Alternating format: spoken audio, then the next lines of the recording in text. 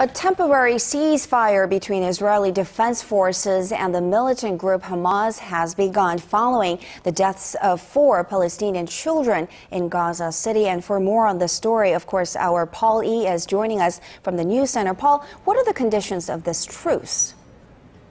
Well, Israel was the first to accept the United Nations request for the temporary ceasefire, which went into effect at 10 a.m. local time and will last until 3 p.m. And now, just in breaking news, Israel and Hamas have agreed to a new ceasefire. This as Israeli security forces say at least 2 rockets have been fired into Israel as of 10 a.m.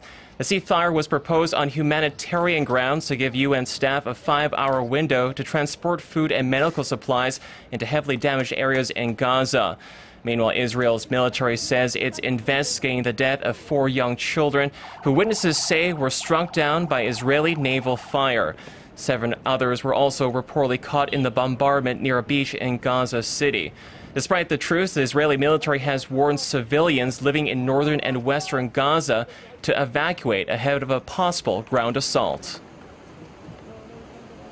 The army's goal is to deal Hamas a blow such that when its leaders evaluate the damage that has been done, they will understand it was a mistake to attack Israel.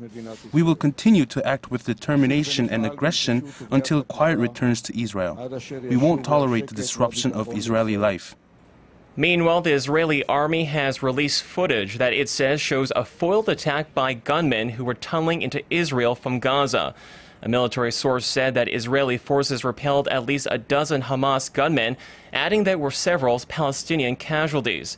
The operation occurred just hours before the first truce took effect early Thursday.